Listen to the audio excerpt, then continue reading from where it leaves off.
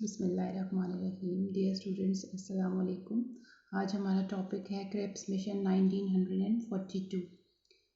Lahore resolution के पास होने के 2 साल बाद ये मिशन इंडिया में आया।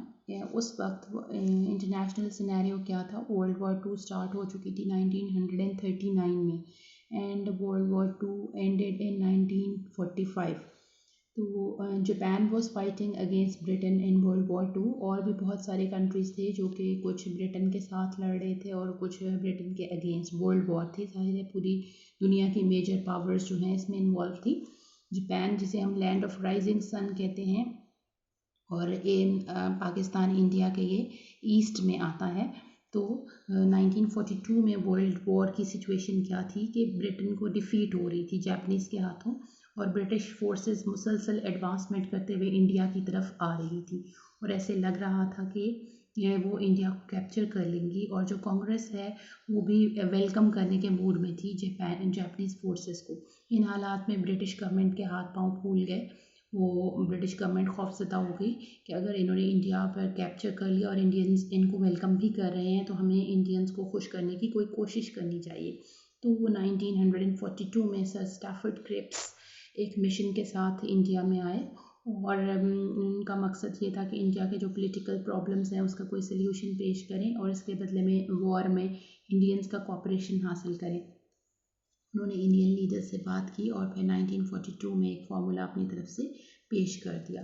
इस फार्मूले के मेन पॉइंट्स क्या थे? प्रपोजल्स ऑफ क्रिप्स मिशन कि जंग के बाद सब कॉन्टिनेंट को ब्रिटिश क्राउन के तहत ही रहेगा, यानी कंप्लीट इंडिपेंडेंस नहीं मिलेगी सब कॉन्टिनेंट को जंग के ख़त्म होने के बाद। लेकिन ये है कि वो ब्रिटिश गवर्नमेंट इंडिया के इंटरनल और एक्सटर्नल अफेयर्स में इंटरफेयर नहीं करेगी। डिफेंस, फॉरेन अफेयर्स, कम्युनिकेशन, जो इम्पोर्टेंट डिपार्टमेंट्स हैं ये भी इंडियंस को हैंड ओवर कर दिए जाएंगे। जो अमूमन सेंट्रल गवर्नमेंट के पास होते हैं ये भी इंडियंस को हैंड ओवर कर दिए जाएंगे। The members of the provincial legislature assemblies will elect a central assembly for framing a constitution.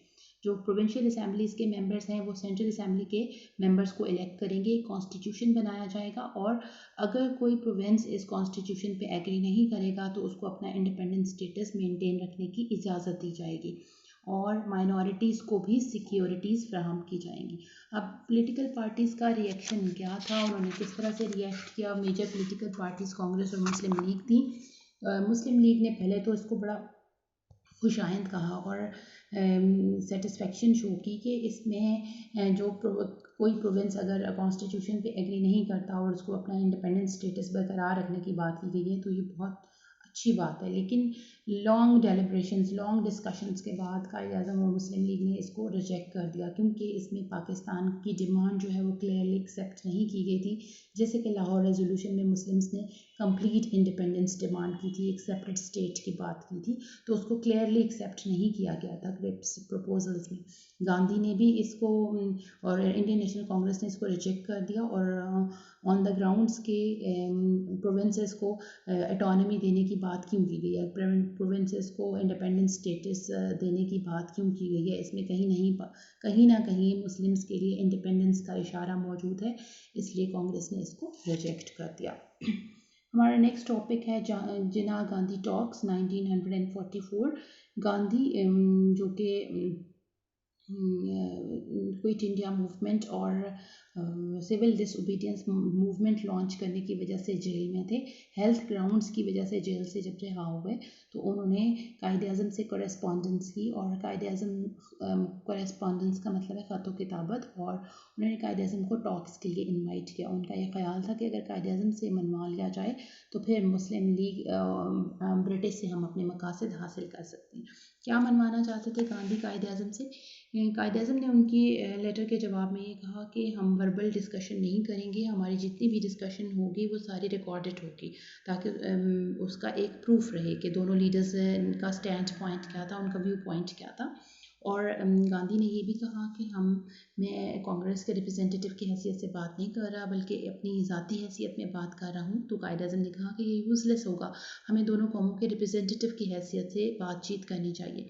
Talks started लेकिन फ़ेल हो गए। फ़ेल क्यों हुए, उसकी रीज़न क्या थी कि गांधी साहब का व्यू पॉइंट क्या था और कायद-ए-आज़म का व्यू पॉइंट क्या था। गांधी का व्यू पॉइंट ये था कि हमें सबसे पहले ब्रिटिश गवर्नमेंट से ये मनवा लेना चाहिए कि वो इंडिया को छोड़ दें, इंडिया की आज़ादी की बात करनी चाहिए, ब्रिटिश को यहाँ से भेज देना चाहिए, इंडिया के लिए फ्रीडम हासिल कर लेनी चाहिए और उसके बाद हम मुस्लिम हिंदू प्रॉब्लम सॉल्व कर लेंगे। हिंदू मुस्लिम प्रॉब्लम कोई टू नेशन थ्योरी का प्रॉब्लम नहीं है। गांधी के ख्याल में मुसलमान एक अलहदा कौम नहीं थे, वो एक जस्ट कम्यूनल प्रॉब्लम था छोटा सा, और जो कि ब्रिटिश के जाने के बाद आसानी से हल हो सकता था। और कायद-ए-आज़म का क्या ख्याल था कि मुसलमान और हिंदू दो अलहदा कौमें हैं और ब्रिटिश के जाने से पहले हमें हिंदू मुस्लिम प्रॉब्लम सॉल्व कर लेना चाहिए, इंडिया की पार्टीशन की बात पहले करनी चाहिए और ब्रिटिश के जाने की बात बाद में करनी चाहिए। क्योंकि कायद-ए-आज़म का ख्याल था कि अगर ब्रिटिश इंडिया को अनडिवाइडेड छोड़कर चले गए तो Muslims will be left at the mercy of cruel Hindu majority. तो इस तरह से ये टॉक्स फेल हो गए। CR फार्मूला 1944 ये भी गांधी का एक टैक्टिक ही था। उन्होंने जब वो कायद-ए-आज़म से अपनी ख़तो किताबत कर रहे थे, गांधी जिना टॉक्स हो रहे थे, इसी दौरान उन्होंने CR फार्मूला भी बनवा लिया। कैसे कि चक्रवर्ती राजगोपालाचार्य कांग्रेस के एक प्रोमिनेंट लीडर थे, उनको कायल कर लिया कि वो कायद-ए-आज़म के साथ एक एग्रीमेंट कर लें इंडिया की पार्टीशन के बारे में। और इस तरह से राजा जी, इनको कहा जाता है राजा जी गोपालाचार्य, इन्होंने एक फार्मूला तैयार कर लिया और कायद-ए-आज़म के सामने पेश कर दिया। हिस्ट्री में this formula is known as CR formula. तो CR फार्मूला के मेन पॉइंट्स क्या थे, ये भी इंडिया की पार्टीशन के बारे में एक प्लान था। फार्मूला जो है इसमें कहा गया था, it is the basis of an agreement between Congress and Muslim league, यानी कांग्रेस और मुस्लिम लीग के दरमियान ये एक एग्रीमेंट की बेस बनेगा और गांधी और कायद-ए-आज़म अपनी अपनी पार्टी से इसको अप्रूव करवाएंगे। और जब जंग यानी सेकेंड वर्ल्ड वॉर ख़त्म हो जाएगी तो फिर एक कमीशन बनाया जाएगा जो कि मुस्लिम मेजॉरिटी डिस्ट्रिक्ट जो हैं जहाँ पर मुस्लिम्स की पॉपुलेशन ज़्यादा है उनकी बाउंड्रीज़ को डिटर्मिन करेगा और वहाँ पर प्लेबिसाइट कंडक्ट करेगा। प्लेबिसाइट का मतलब क्या होता है, to take opinion through vote from a nation about its political future, यानी किसी भी कौम के सियासी मुस्तकबिल का फैसला करना हो तो आप वोट के ज़रिए जो राय लेते हैं। जैसे कश्मीरीज़ के बारे में हम कहते हैं कि कश्मीर में प्लेबिसाइट होना चाहिए, UNO कहती है कि कश्मीरी अवाम से फ्री और फेयर इलेक्शंस के ज़रिए वोट लेना चाहिए कि वो अपना फ्यूचर कैसे डिसाइड करना चाहते हैं। The League was to endorse the Indian demand for independence, यानी लीग को पहले इंडिया की आज़ादी के मुतालबे का साथ देना था मुस्लिम लीग को, और उसके बाद फिर सारे इंडिया की पार्टीशन की बात होनी थी और फिर उन्हें एक आर्जी हुकूमत बनाने में भी कांग्रेस का साथ देना था जो उस वक्त तक काम करेगी जब तक इंडिया की जो कम्युनिटीज़ हैं उनको सेपरेट एक इंडिपेंडेंस नहीं मिल जाती या इंडिया की पार्टीशन नहीं हो जाती। All parties would be allowed to express their stance. Partition और प्लेबिसाइट के बारे में सब पार्टीज अपना मौक़िफ़ पेश करेंगी। In the event of separation एक म्यूचुअल एग्रीमेंट होगा। अगर सेपरेशन का फैसला हो गया तो एक म्यूचुअल एग्रीमेंट होगा कांग्रेस और मुस्लिम लीग और तमाम पार्टीज़ के दरमियान डिफेंस, कम्युनिकेशन और कॉमर्स के बारे में कि इंडिया के ये जो सेंट्रल गवर्नमेंट के पास जो मामला होते हैं इनका फ्यूचर क्या होगा। ट्रांसफ़र ऑफ पावर जो होगा, यानी आबादी एक इलाके से दूसरे इलाके में जो हिजरत करे या उस एक इलाके को छोड़ के दूसरे इलाके में आ जाए तो ये किसी को फोर्स नहीं किया जाएगा, वॉलंटरी बेसिस पे होगा। यानी अगर कोई मुस्लिम मेजॉरिटी एरिया है वहाँ से हिंदू मिनॉरिटी माइग्रेट करना चाहती है तो ये फोर्स किसी को नहीं किया जाएगा, ये वॉलंटरी बेसिस पे होगा। और ये सारा एग्रीमेंट सिर्फ उस वक्त इम्प्लीमेंट होगा जब ब्रिटिश जो है वो इंडिया को कम्प्लीटली छोड़ देते हैं, उसको फ्रीडम दे देते हैं। यानी बात वही है कि गांधी जिना टॉक्स में जैसे बात हुई थी कि पहले जो ब्रिटिश हैं they will leave India and then the partition of India will be decided. तो इसमें और गांधी जिना टॉक्स में जो गांधी का व्यू पॉइंट था कुछ ज़्यादा फ़र्क नहीं था।